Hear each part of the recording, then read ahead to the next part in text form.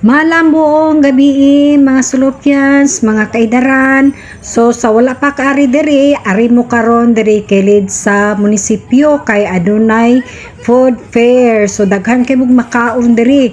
Ganina dito mi sa unlimited rice din karon, mianhin na pod mi dinhi kay nagsima-sima na pod. So walay pagkapuas ni amo ang babag sige kinaon mga kaidaran, lamian kay diri na mga milk tea unsa pa inyong gusto ni adere, lami kaayo. So doora pod og peryahan, malakaw-lakaw ra nyo, matabok-tabok ari na mo diri, malingaw jud mo sa mga wala pa nakari diri, suroy mo ini kagabi no. So i-avail ninyo ning opportunity kay kutob ra ni sa April 24.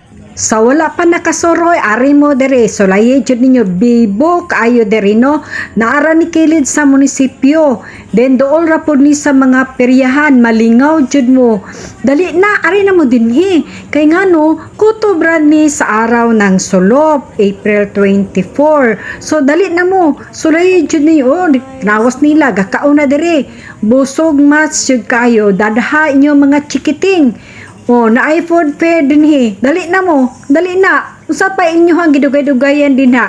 Dili lagi mo magmahay, kay daghan kay mog masuroy-suroyan. Pagkabuntag, suroy na pud mo.